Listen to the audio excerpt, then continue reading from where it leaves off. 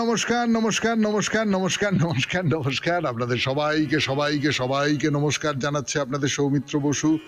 সবাইকে অজস্র শুভকামনা জানাচ্ছে। সবাইকে স্বাগত জানাচ্ছে আজকের এই শরণাগত অনুষ্ঠানে এবং সবাইকে শুভ সকাল জানাচ্ছে। শুভ হোক, শুভ হোক, সকলের শুভ হোক, সকলের ভালো হোক, মঙ্গল হোক, কল্যাণ হোক, কল্যাণ হোক। এই পৃথিবীর ভালো হোক। পৃথিবী খুব তপ্ত হয়ে আছে, শীতল হোক। আজ সৎসঙ্গের প্রতিষ্ঠাতা ঠাকুর শ্রী শ্রী অনুকূল চন্দ্রের শুভ আবির্ভাব তিথি, সেই উপলক্ষে পুজো মহোৎসব ইত্যাদি রয়েছে। এবারে বেণী মাধবশীলের পঞ্জিকা অনুযায়ী আজকের দিনটার কথা বলবো। আজকে 15ই ভাদ্র 1432, ইংরেজির 1 সেপ্টেম্বর 2025, সোমবার, নবমী এবং শুক্লপক্ষ। সূর্যোদয়ের সময় ভোর 5:22, সূর্যাস্তের সময় বিকেল 5:54। নক্ষত্র জ্যেষ্ঠা। আজকে জন্মে বৃশ্চিক রাশি, বিপ্রবর্ণ, রাক্ষসগণ। সন্ধ্যেবেলা 6:23 গতে ধনু রাশি, ক্ষত্রিয় বর্ণ। আমাদের হোয়াটসঅ্যাপে চিঠি পাঠাবার নাম্বার 9831922927। চিঠির গোড়ায় অতি অবশ্যই SG লিখতে হবে। এবার আজকের অনুষ্ঠান সম্পর্কে বলি। প্রথমে পুরাণ চিরন্তন। পুরাণ চিরন্তনে আমরা শুরু করেছিলাম একজনের কথা। তার নাম আমাদের মহাভারতে আছে দাসরাজ, মানে তার যথার্থ নাম কোথাও বলা নেই। তিনি ধীবরদের রাজা, জেলেদের রাজা, এবং জেলেদের কন্যা হচ্ছেন সত্যবতী, সত্যবতীর বাবা। তো এই সত্যবতীর বাবা কিন্তু সত্যি সত্যি বাবা কি, এইটা নিয়ে একটা প্রশ্ন আছে। সেই নিয়ে কথা বলবো আজকের পুরাণ চিরন্তনে। তারপর চলে যাব স্বামী বিবেকানন্দের রচনা থেকে পাঠ এই পর্বে। স্বামী বিবেকানন্দের যে রচনাটি পড়ে শোনাবো তার নাম আত্মা, প্রকৃতি ও ঈশ্বর। তারপর ভগবদ গীতা, স্বামী রঙ্গনাথানন্দজির অসাধারণ ব্যাখ্যা এবং অনুবাদ, তাই নিয়ে ভগবদ গীতা সেখান থেকে পড়ে শোনাবো স্বামী গোকুলানন্দের রচনা থেকে। তারপরে আপনাদের চিঠিপত্র এবং শেষে বাইরে দূরে। আমরা এখন কোচবিহারে আছি। 92.7 বিগ FM শরণাগত অনুষ্ঠান শুনতে বসেছেন। আমি আছি আপনাদের সঙ্গে, আপনাদের সৌমিত্র বসু। এখন পুরাণ চিরন্তন, দাসরাজের কথা করে ফিরে এলো আপনাদের সৌমিত্র বসু। 92.7 বিগ FM শরণাগত অনুষ্ঠান শুনছেন। তো এই যে মহাভারতে আদি পর্বে ব্যাসদেবের কেমন করে জন্ম হয়েছিল তার উপাখ্যান থেকে যেটা জানতে পারা যায় সেইটা আপনাদের বলি। চেদিরাজ উপরিচর বসুর তেজবিন্দু থেকে মৎস্যী অদ্রিকার গর্ভে যমজ পুত্র কন্যার জন্ম হয়। তাহলে চেদিরাজ উপরিচর বসু, তার যে তেজবিন্দু, সেইখান থেকে অদ্রিকা হচ্ছে মৎস্যী, মাছ, তার গর্ভে যমজ পুত্র কন্যার জন্ম হয়। তো এই যে অপ্সরা অদ্রিকা মাছের রূপ ধরেছিল তখন, সে এবার জেলেদের জালে ধরা পড়ল। তো তখন এই ধীবর রাজ, যাকে দাসরাজ বলা হচ্ছে, তিনি সেই মাছ কাটলেন, তার ভেতর থেকে বেরিয়ে এলো পুত্রকন্যা। তা পুত্রকন্যার মধ্যে পুত্রটিকে রাজা উপরিচর বসু গ্রহণ করলেন এবং তার নাম দিলেন মৎস্য। মাছের পেট থেকে হয়েছে বলে মৎস্য, আপনারা বুঝতেই পাচ্ছেন। আর কন্যাটিকে রাজা গ্রহণ করলেন না, মেয়ে নেব না, ছেলে নেব। তখন সেই যে মেয়েটি, সেই মেয়েটি ওই ধীবরদের যিনি রাজা, দাসরাজ, তার কাছে প্রতিপালিত হলেন এবং সত্যবতী নামে তার নাম হলো। এটা একটা অদ্ভুত না মহাভারতে, এই যে কত রকম ভাবে সন্তানের জন্ম হয়। শুধু মহাভারতে কেন, আমাদের পুরাণের কথাই আমি যদি বলি, যে ধরুন সীতার কথা আমি বলতে পারি, বা মহাভারতের অন্য নানান চরিত্রের কথা বলতে পারি।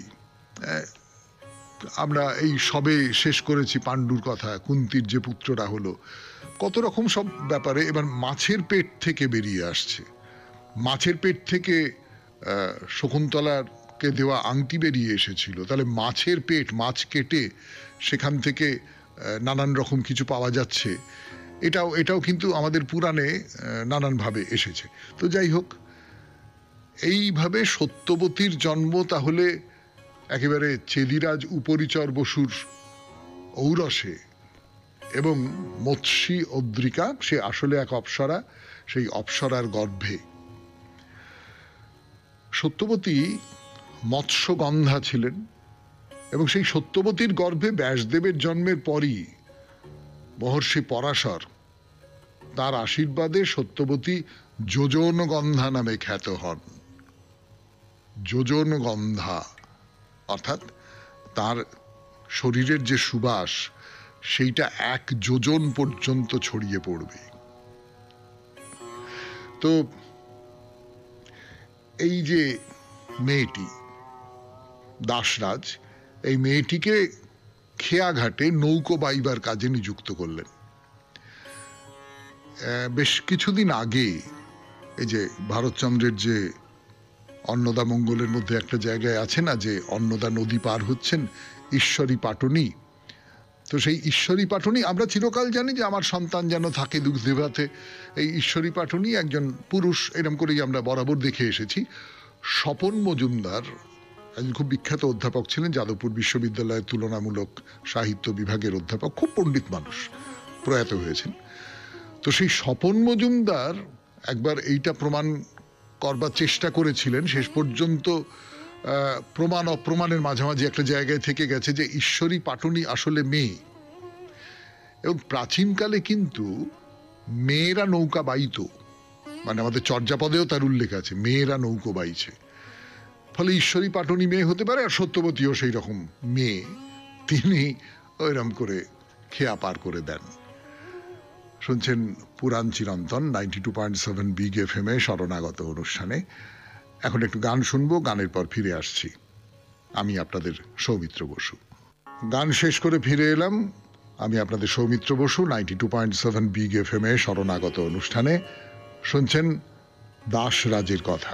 তো এই যে সত্যবতী, তিনি তো নৌকোয় পারাপার করেন লোকজনকে।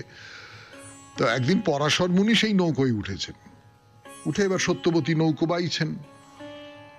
বাইছেন, এটা দেখে পরাশর মুনির মধ্যে কামোদ্রেক হলো, এবং তিনি সত্যবতীকে কামনা করলেন। তা সত্যবতী বললেন, না কি করে হবে, নদীর দুপারে লোকজন রয়েছে, তার মধ্যে কি করে হবে? তখন পরাশর বললেন, ঠিক আছে, আমি 4-5টা কুয়াশায় ঢেকে দিচ্ছি।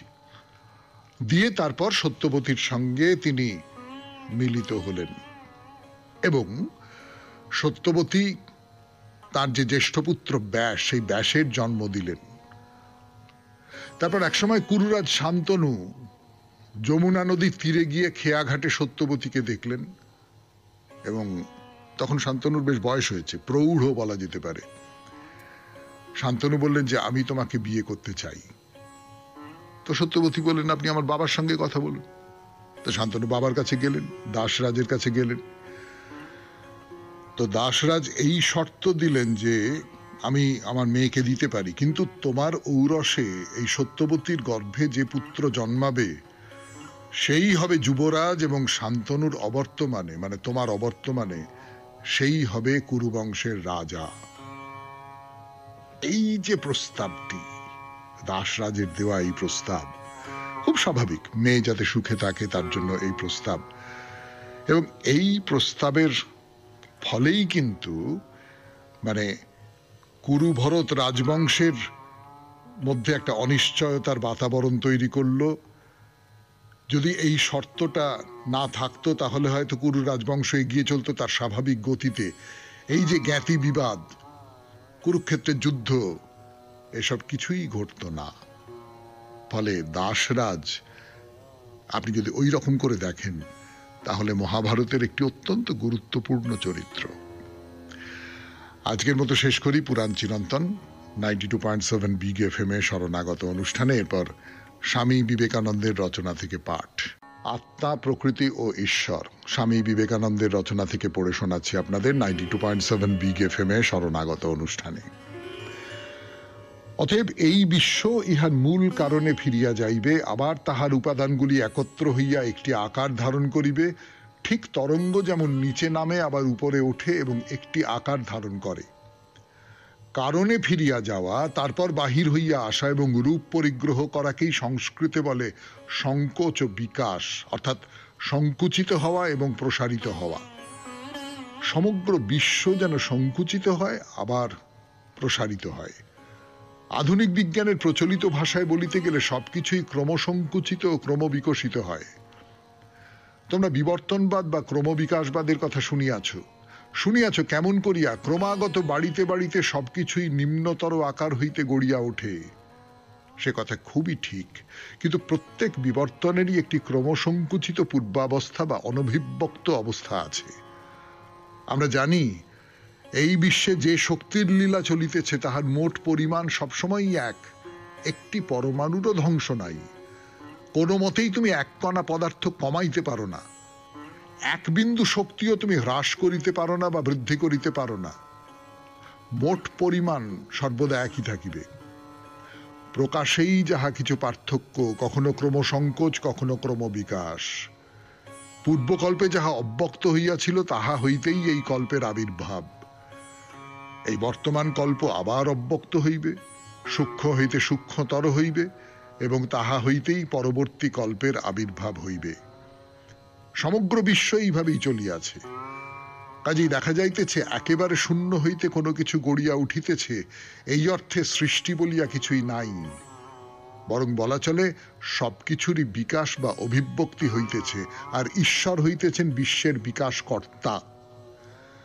এই বিশ্ব যেন তাহার ভিতর হইতে নিঃশ্বাসের মতো আসিতেছে, আবার তাহাতেই সংকুচিত হইয়া মিশিয়া যাইতেছে, আবার তিনি ইহাকে বাহিরে নিক্ষেপ করিতেছেন। বেদে একটি চমৎকার উপমা আছে। সেই শাশ্বত পুরুষ নিঃশ্বাসে এই বিশ্বকে প্রকট করিতেছেন এবং প্রশ্বাসে ইহাকে গ্রহণ করিতেছেন। ঠিক যেমন একটি ধূলিকণা আমরা নিঃশ্বাসের সহিত বাহির ও প্রশ্বাসের সহিত গ্রহণ করিতে পারি। খুব ভালো কথা, কিন্তু প্রশ্ন উঠিতে পারে প্রথম কল্পের বেলায় কি হইয়াছিল? ইহার উত্তর, প্রথম বলিতে আমরা কি বুঝি? প্রথম কল্প বলিয়া কিছু ছিল না। সময়ের যদি আদি বলিয়া কিছু থাকে তাহা হইলে সময়ের ধারণাই নষ্ট হইয়া যায়। সময় যেখানে শুরু হইয়াছিল সেইরূপ একটি সীমার কথা ভাবিতে চেষ্টা করো, দেখিবে সেই সীমার ওপারে আরো সময়ের কথা তোমাকে ভাবিতে হইবে। স্থানের আরম্ভের কথা ভাবিতে চেষ্টা করো, দেখিবে তাহার আগেও স্থানের কথা তোমাকে ভাবিতে হইবে। স্থান এবং কাল দুই অসীম, তাহাদের আদিও নাই অন্তও নাই। ঈশ্বর 5 মিনিটে বিশ্ব সৃষ্টি করিয়া ঘুমাইতে গেলেন এবং সেই সময় হইতে ঘুমাইয়াই আছেন, ইহা অপেক্ষা পূর্বোক্ত ধারণা অনেক ভালো। অপরপক্ষে এই ধারণার দ্বারা আমরা ঈশ্বরকে পাই শাশ্বত সৃষ্টিকর্তা রূপে। এখানে ঢেউয়ের পর ঢেউ উঠিতেছে, পড়িতেছে, আর ঈশ্বর সেই শাশ্বত প্রবাহকে পরিচালিত করিতেছেন। এই বিশ্ব যেমন অনাদি এবং অনন্ত, ঈশ্বরও তাহাই হওয়া উচিত। কারণ আমরা যদি বলি যে এমন এক সময় ছিল যখন স্থূল বা সূক্ষ্ম কোনো আকারেই কোনো সৃষ্টি ছিল না, তাহা হইতে বলিতে হয় তখন কোনো ঈশ্বরও ছিল না, কারণ ঈশ্বর আমাদের নিকট এই বিশ্বের সাক্ষী রূপেই বিদিত। কাজে বিশ্ব যখন ছিল না তখন তিনিও ছিলেন না। একটি ধারণা হইতেই অপরটি আসে। কার্যের ধারণা হইতেই আমরা কারণের ধারণা লাভ করি। কার্য যদি না থাকে তাহা হইলে কারণও থাকিতে পারে না। কাজেই স্বভাবতই ধারণা করা যায় বিশ্ব যেহেতু শাশ্বত, ঈশ্বরও শাশ্বত। শুনলেন স্বামী বিবেকানন্দের রচনা থেকে পাঠ। 92.7 বিগ এফএম এ শরণাগত অনুষ্ঠানে এখন গানের পর ভগবদ গীতা। আমি আছি আপনাদের সঙ্গে, আপনাদের সৌমিত্র বসু। গানের পর এবার ভগবদ গীতা থেকে পাঠ। 92.7 বিগ এফএম এ শরণাগত অনুষ্ঠান শুনছেন। আমি আছি আপনাদের সঙ্গে, আপনাদের সৌমিত্র বসু। ভগবদ গীতা স্বামী রঙ্গনাথানন্দজির অনুবাদে এবং ব্যাখ্যায়। যতটা পড়েছিলাম তারপর থেকে পড়ে শোনাই। ওই ঠাকুর শ্রী রামকৃষ্ণ পরমহংসদেবের সেই সাপের গল্প, ফোঁস করার গল্প।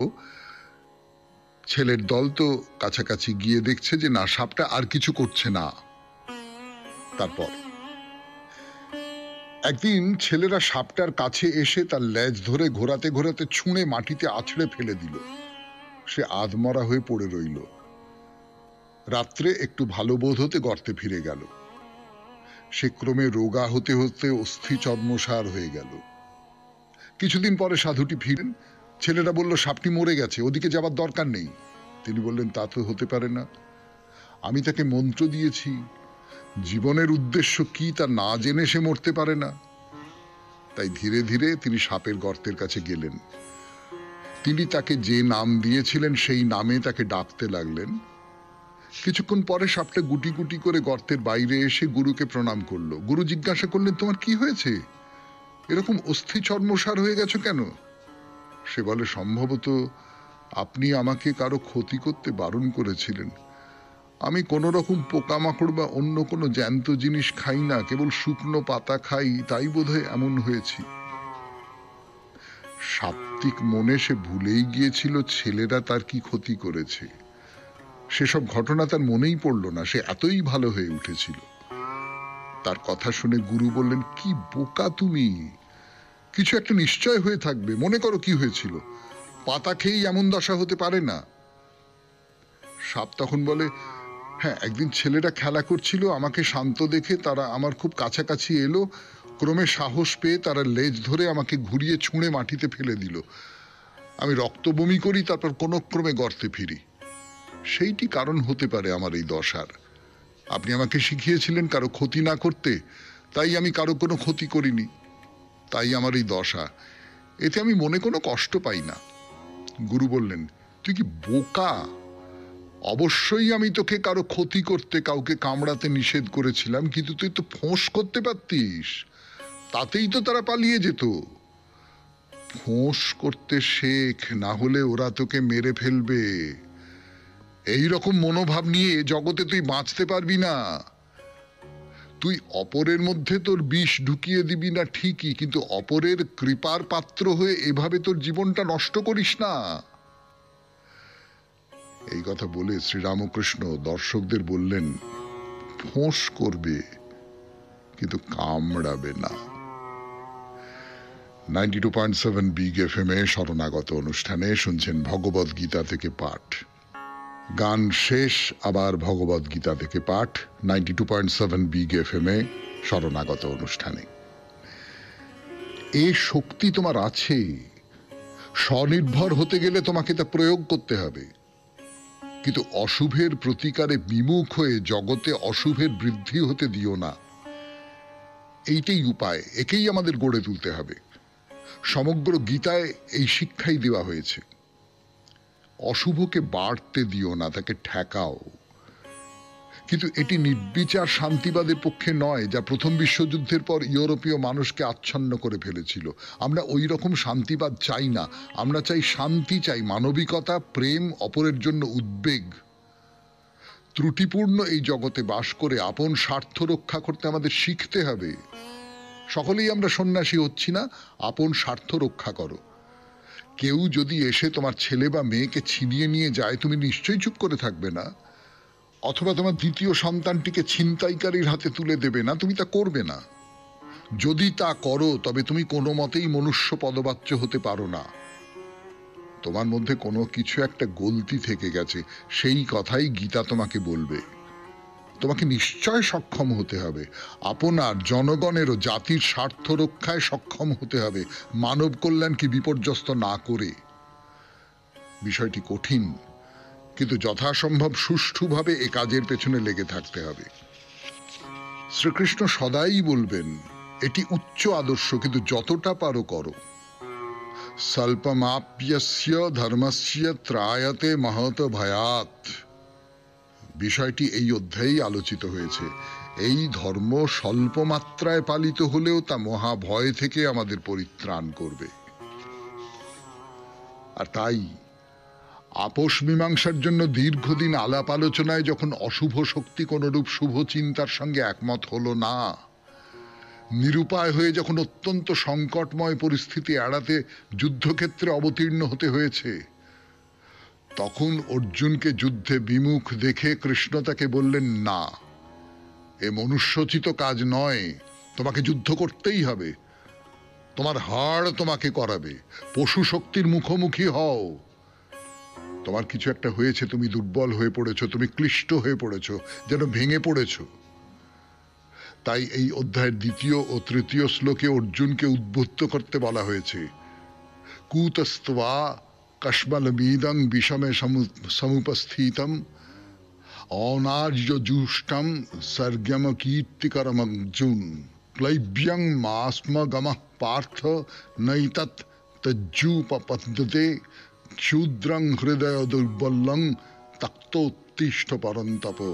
আমাদের কালে গান্ধীজিও ঠিক এই কথাই বলেছিলেন, পুলিশকে তোমাদের নারীকে লাঞ্ছিত হবার সুযোগ দিয়েছ, মান রক্ষা করতে তোমরা অবশ্যই এমনকি তোমাদের দাঁতকেও ব্যবহার করবে।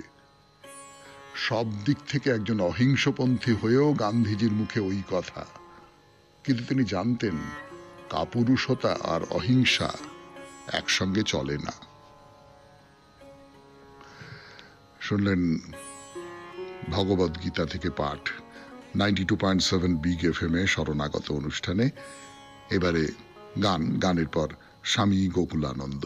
স্বামী গোকুলানন্দজি কি বলছেন, আনন্দে বাঁচুন, পড়ি তার লেখা থেকে 92.7 বিগ এফএম এ শরণাগত অনুষ্ঠানে। দেহের অস্তিত্বের উপর গুরুত্ব আরোপ করে ডক্টর উইকস এটাই বোঝাতে চেয়েছিলেন যে মন যখন বিচলিত হয় দৈহিক স্তরেও তার স্পষ্ট প্রভাব পড়ে। এক বিশেষ মানসিকতার মানুষ রয়েছেন যারা ভাবেন জীবনটা সবসময়ই যাবে মসৃণ বাধাহীন গতিতে। জীবনের ঘাত প্রতিঘাত প্রতিকূলতায় তারা বিপন্ন বোধ করেন। অপরপক্ষে পশুরা কিন্তু এ ব্যাপারে অনেক নিশ্চিন্ত। উদাহরণস্বরূপ, যদি কোনো পশু কোনো শিকারীর দ্বারা আক্রান্ত হয়, সে লুকিয়ে হোক বা পালিয়ে হোক যথাসম্ভব তার প্রাণ বাঁচানোর চেষ্টা করে। যে পশুরা অন্যান্য ক্ষুদ্রতর পশুদের ধরে খেয়ে বাঁচে, তারাও শিকার একবার হাতছাড়া হলে হতাশ হয়ে গালে হাত দিয়ে ভাবতে বসে না। তারা তৎক্ষণাৎ তাদের ব্যর্থতার কথা ভুলে নতুন উদ্যমে আবার শুরু করে শিকারের খোঁজ। হয়তো কোনো হরিণ আহত, যন্ত্রণাবিদ্ধ হলো, যন্ত্রণার হাত থেকে মুক্তি পেতে সে বাঁচার আশা ত্যাগ করে না। চারিদিকে বিপদ ওত পেতে থাকা সত্ত্বেও সে নিশ্চিন্তে আবার খাবারের সন্ধানে চড়তে বেরোয়। সচেষ্টায় আরোগ্য লাভের এই ক্ষমতাটাই মানুষ বুঝে হারিয়ে ফেলেছে। ধরুন, আমরা অসুস্থ হয়ে হাসপাতালে আছি, সেখানে শুয়ে নিশ্চিন্তে বিশ্রাম করার পরিবর্তে আমরা দুশ্চিন্তামগ্ন হই, না জানি আমার অবর্তমানে বাড়িতে কি কাণ্ডটাই ঘটছে। এমনকি পশুরা পর্যন্ত উদ্বেগ শূন্য হয়ে থাকতে সক্ষম, কিন্তু আমরা নই। ডক্টর উইকস তার বিশ্লেষণে এই ব্যাপারটাই স্পষ্ট করে বলেছেন। তার বক্তৃতাকালে ডক্টর উইকসকে একবার প্রশ্ন করা হয়েছিল, ধর্ম মানসিক চাপ জয় করতে সাহায্য করে কি না। তিনি উত্তরে বলেছিলেন, যদি বিশুদ্ধ কোনো ধর্মমতে আমাদের আন্তরিক বিশ্বাস থাকে, তবে ধর্ম অবশ্যই মানসিক চাপ জয় করতে সাহায্য করে। মনে রাখুন, মানসিক চাপ জয় করতে ঈশ্বর বিশ্বাস ও উপাসনার ভূমিকা আপনি কোনো মতেই অস্বীকার করতে পারবেন না। তবে ধর্মমত এবং তাতে বিশ্বাস দুটোই খাঁটি হওয়া চাই। অতএব মানসিক চাপ জয় করতে ডক্টর উইকস প্রদত্ত 3টি সূত্রের প্রথমটি হলো মেনে নেওয়া, অ্যাকসেপ্টেন্স। মানসিক ভারসাম্য না হারিয়ে যে কোনো পরিস্থিতি মোকাবিলা করতে আমাদের বাস্তবটাকে মেনে নিতে হবে। আমেরিকার কবি ওয়াল্ট হুইটম্যানের কয়েকটি পংক্তি আমার মনে পড়ছে। পংক্তিগুলো একথাই পরিস্ফুট যে পশুরা নয়, আমরা মানুষেরাই বড় বেশি প্রতিক্রিয়া সৃষ্টি করি, অযথা উদ্বেগকে এড়ানোর কৌশল জানি না আমরাই। পংক্তিগুলো বাংলা করলে দাঁড়ায়, পশু হয়ে যদি বাঁচতে পারতাম পশুদের মধ্যেই, তারা কত শান্ত, কত আবেগ শূন্য। উদ্বেগে তারা ঘেমে ওঠে না, তারা বিলাপ করে না তাদের অবস্থা নিয়ে। শুনলেন স্বামী গোকুলানন্দের রচনা থেকে পাঠ, আনন্দে বাঁচুন, এই রচনার শিরোনাম। 92 এবারে চিঠিপত্র 92.7 বিগ এফএম এ শরণাগত অনুষ্ঠানে। আজকের চিঠিটি লিখেছেন কলেজ স্ট্রিট থেকে অভিজিৎ ভট্টাচার্য।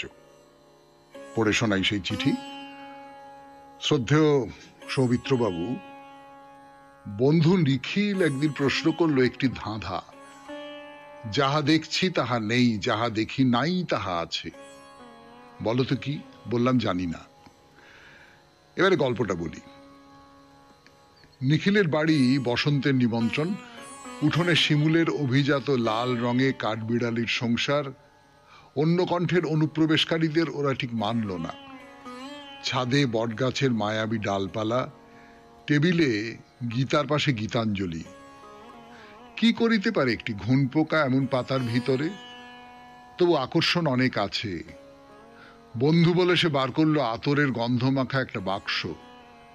ভেতরে দুটি ঝুলপি, পরচুলা, একটা লাল কোট, মরিচা ধরা একখান তরবারি। কাকা ছিল রূপশিল্পী। বাক্স হাতে ছুটে যেত আসরে, সাজিয়ে দিত নানা মুখ। আমিও কতদিন ইটের সিংহাসনে বসে রাজা সেজে বিচার করেছি। পাশে ছিল এই তরবারি। জ্বলে ওঠে আগুন যেন বজ্রহন ভারী, এ যে তোমার তরবারি। তারপর কাকা চলে গেল। বাক্সেই সমাধি হলো ক্লাইভের, রইল তার আতর মাখা মধুর নিঃশ্বাস, দ্য সুইটেস্ট ব্রেথ। সারি সারি লাল পিঁপড়া চলেছে দেওয়ালে, মুখে মুখে আগামী যুদ্ধের অর্থহীন আলাপ। বললাম কি প্রয়োজন এইসব জড়ের জঞ্জাল? রং আছে তাই প্রাণ আছে। কতদিন ভেবেছি বাক্সটা দেব সরিয়ে, কিন্তু কোনো এক বোধ কাজ করে, তবু সে ঘোরে আমারই বুকের চারপাশে। একদিন যাবার সময় হলো। শিমুল গাছে মাকড়সার মায়াবী ফাঁদ শিশিরে ঝলমল করছে। উঠোনে বসে আছে সহজ সেই মেয়েটা, ফুল সাফ করার পয়সা চায়। হাওয়ায় উড়িয়ে দিচ্ছে সাবানের পৃথিবী। ছোট ছোট রঙিন বুদবুদ রামধনু রং নিয়ে উড়ে যায়, তবু রংটুকু দিয়ে যায়। দরজায় জং ধরা তালা ঝুলল, গাড়ি ছুটে চলল। আতরের সেই গন্ধটা ভেসে আসছে। জানলার হাওয়ায় মনের দরজা হঠাৎ খুলে গেল। হাওয়া বয় শনশন, তারারা কাঁপে। বললাম একমাত্র অদৃশ্য হওয়াই সত্যি, বাকি সব রোদ ছায়ার খেলা। নিখিল হেসে একটা চিনে বাদাম ভাঙল। নমস্কারান্তে, অভিজিৎ ভট্টাচার্য, কলেজ স্ট্রিট, কলকাতা। হ্যাঁ অভিজিৎ বাবু, আপনার এই চিঠিটাকে কি বলবো বলুন তো? এই চিঠিটা কবিতা, এই চিঠিটা দর্শনের কথা, গভীর উপলব্ধির কথা, এবং রূপকও হয়তো বলা যায়। খুব অন্য রকমের একটা চিঠি, পড়তে আমার খুব ভালো লাগলো। আপনাকে অশেষ ধন্যবাদ। এরপরে গানের পর বাইরে দূরে। আমরা এখন কোচবিহারের সিদ্ধেশ্বরী মন্দিরের গর্ভগৃহের একেবারে সামনে। গান শেষ করে ফিরে এলো আপনাদের সৌমিত্র বসু 92.7 বিগ FM এ শরণাগত অনুষ্ঠান শুনছেন। এই যে কোচবিহারের সিদ্ধেশ্বরী মন্দির, সেই সিদ্ধেশ্বরী মন্দিরের কথা বলছিলাম আপনাদের। তার গায়ে এই মন্দির কবে সংস্কার করা হয়েছিল সেই সমস্ত কথা লেখা রয়েছে, এবং ওই লোহার একটা গেট দিয়ে, যেমন বানেশ্বরের মন্দির সেই রকম করে এখানেও লোহার একটা গেট দিয়ে মন্দিরটা আটকানো। মন্দির তো আমরা দর্শন করবই। মন্দিরের ভেতরে যে দেবী রয়েছেন, সিদ্ধেশ্বরী কালী মূর্তি, সেই মূর্তিকে দর্শন করব, এবং তারপরে আর একটা জিনিস দর্শন করব। সেটাকে কি বলবো, আপনাদের একটু কৌতূহল বাড়াবার জন্য বলি, সেটা একটা কামরাঙা গাছ। হ্যাঁ, একটা কামরাঙা গাছ আমরা দর্শন করতে যাব এখান থেকে। আগে দেবীকে দর্শন করে নি, তারপর। তো কেন কামরাঙা গাছ দর্শন করতে যাব সেটা এখন বলবো না, সেটা ক্রমশ প্রকাশ্য। প্রথমে মন্দিরের ভেতরে গর্ভগৃহ। মন্দিরের গেটের ওপরে একটা সতর্ক বার্তা দেওয়া রয়েছে। এই সতর্ক বার্তাটা হচ্ছে, কোন রকম ক্যামেরা নিয়ে মন্দিরের ভেতরে প্রবেশ করা যাবে না। অর্থাৎ মন্দিরের ভেতরে কোন রকমের ছবি তোলা যাবে না। না, আমাদের ক্ষেত্রে সমস্যা নেই, তার কারণ আমরা তো ক্যামেরা নিয়ে যাচ্ছি না। আমরা ছবি তুলতে যাচ্ছি, নিশ্চয়ই ছবি তুলতে যাচ্ছি, কিন্তু মনের ক্যামেরায় ছবি তুলতে যাচ্ছি। আর তারপর সেটা আমার কথার মধ্যে দিয়ে আপনাদের কাছে পৌঁছে দেবার চেষ্টা করছি। সেই ছবিতে, যেমন এমনি ছবিতেও হয়, ছবিতে কি পুরোটা সত্য ধরা পড়ে? ছবিতে কি পুরোটা যা সামনে রয়েছে সেইটা ধরা পড়ে? পড়ে না তো। ছবি সবটা বলতে পারে না। মানুষ তার উপলব্ধি, তার অনুভূতি, তার দর্শন, তার সবটা প্রকাশ করতে পারে না। আবার যা প্রকাশ করে সেইটাকে যার কাছে প্রকাশ করে তিনি তার নিজের মতন করে সাজিয়ে নেন। এটাই তো জগতের লীলা। এই লীলার সূত্র ধরেই তো শিল্প, সাহিত্য, মানুষের যে কোনো প্রকাশ সেইটা গড়ে উঠছে। যাকে সে অন্য কথা। আমি যেটা বলছি সেটা হচ্ছে যে আমরা ভেতরে ঢুকলাম, ঢুকে ভেতরে একটা সিংহাসন। সিংহাসন সোনার নয় নিশ্চয়ই, অত চকচক করছে না, হয়তো পেতলের। তো এইরকম সিংহাসন, তার পেছনে একটা সোনালী রঙের কাপড় টাঙিয়ে দেওয়া হয়েছে। তো উপর থেকে নিচে তো এই সোনালী রঙের কাপড়টা নামছে, তো মনে হচ্ছে যেন সোনার একটি প্রপাত, জলপ্রপাতের মতন করে সোনার একটি প্রপাত ওই কাপড়ের ভাঁজগুলো পড়ছে, তো অল্প দুলছে হয়তো, ওপর থেকে দেবীর পিঠের কাছে নেমে এসেছে। ভেতরে সেই সিংহাসনে ফুলের নানান রকমের সাজ, তার মধ্যে বসে আছেন দেবী, দেবী সিদ্ধেশ্বরী। কেমন দেখতে তিনি! কৃষ্ণবর্ণা, লোল জিহ্বা, চারটি হাত, যাতে চার রকমের অস্ত্র যেমনটা থাকে, মাথায় সাদা রঙের মুকুট, এই যে কুচকুচে কালো মুখ, তার মাথায় সাদা রঙের মুকুট, এইটা দেখতে কিরকম একটা লাগে, কিরম কালোটা যেন বেরিয়ে আসে বা সাদাটা যেন বেরিয়ে আসে। অপূর্ব সুন্দর সেই মুকুট, এবং তার পেছনে একটি পট, একটি চালচিত্র। এই হচ্ছেন দেবী সিদ্ধেশ্বরী। দেবী সিদ্ধেশ্বরীকে দর্শন করা হলো। এবার চলুন আর একটা জায়গায় যাওয়া যায়। কোথায়? সেই যে বলেছিলাম, কামরাঙা গাছ। 92.7 বিগ এফএম-এ শরণাগত অনুষ্ঠানে শুনছেন বাইরে দূরে। আমি আছি আপনাদের সঙ্গে, আপনাদের সৌমিত্র বসু। ফিরে আসছি গানের পর। কামরাঙা গাছ দর্শন করব আমরা। চলুন। বিশাল একটি কামরাঙা গাছ, মন্দিরের পাশেই, একেবারেই পাশে। কতদিনের পুরনো, কত তার ডালপালা বেরিয়ে এসেছে, চারপাশটা একটা গোটা অঞ্চলকে একেবারে ঢেকে রেখেছে। সবুজ সবুজ সবুজ সবুজ। এই সাদা রঙের মন্দির আর তার পেছনে সবুজ রঙের কামরাঙা গাছ, ভারী চমৎকার লাগে। অবশ্য শুধু কামরাঙা গাছ নয়, এই মন্দিরের ভেতরে আশেপাশে আরো বহু গাছ রয়েছে। সবুজের মধ্যেই যেন সাদা একটি দ্বীপের মতন দাঁড়িয়ে আছে এই মন্দিরটি। তো এই কামরাঙা গাছের একেবারে নিচে, একেবারে গোড়ার দিকে একটা অদ্ভুত দৃশ্য দেখতে পাবেন। নিচেটা সাদা পাথর দিয়ে বাঁধানো, খুব সুন্দর করে বাঁধানো, এবং প্রায় দুটো গাছের ডালে প্রচুর প্রচুর প্রচুর সুতো বাঁধা রয়েছে।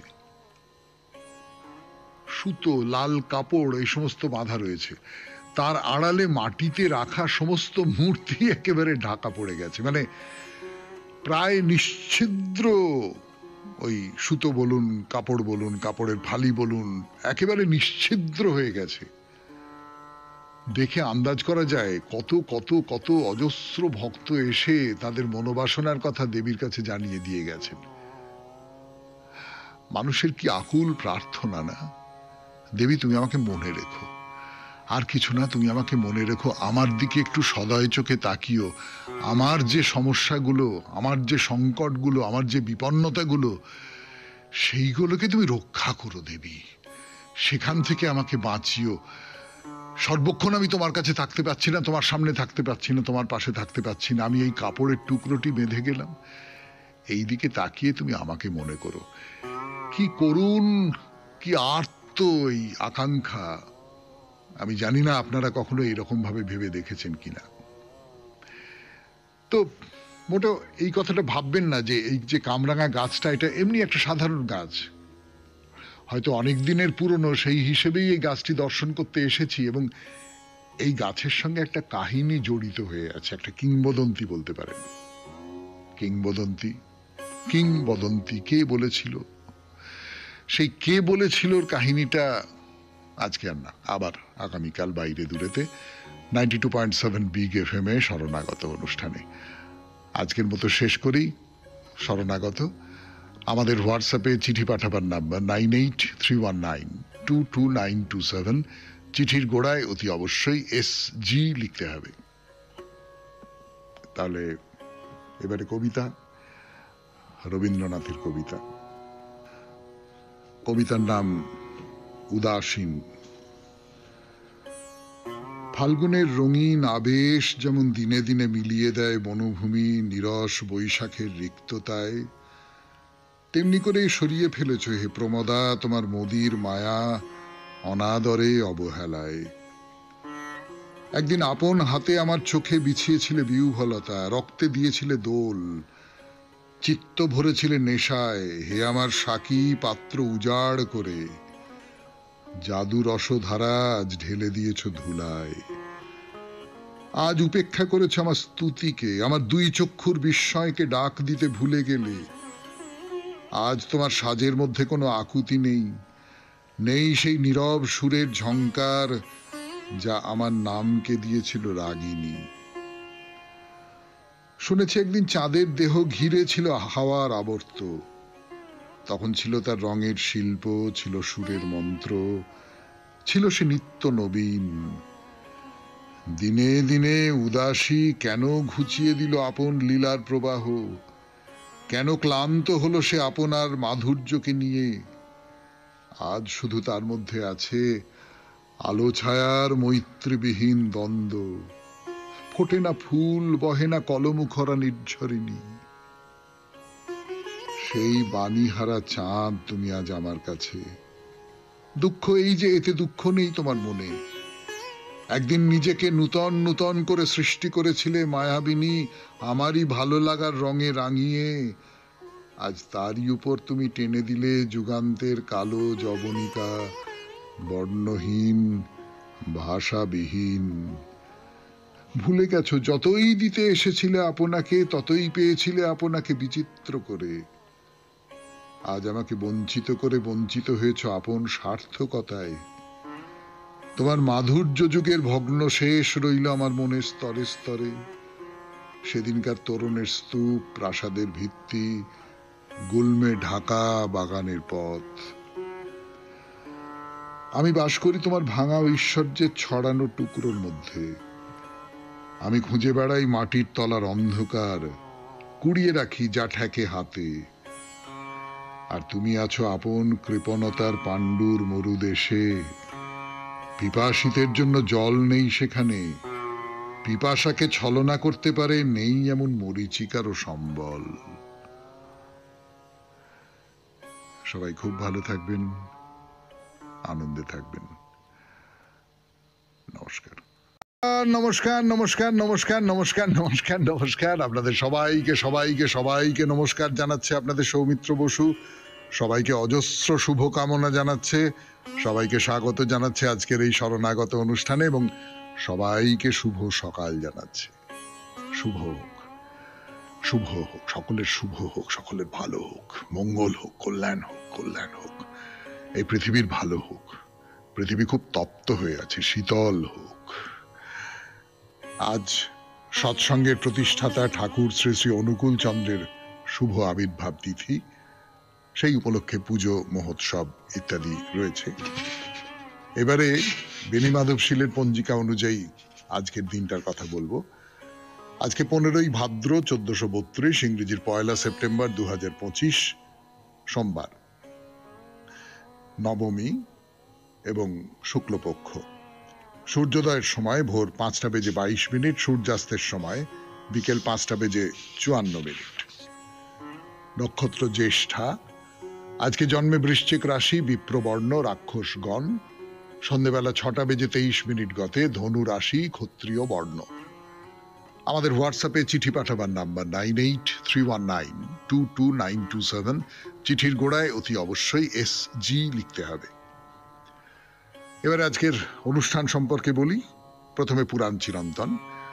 পুরাণ চিরন্তনে আমরা শুরু করেছিলাম একজনের কথা, তার নাম আমাদের মহাভারতে আছে দাসরাজ, মানে তার যথার্থ নাম কোথাও বলা নেই। তিনি ধীবরদের রাজা।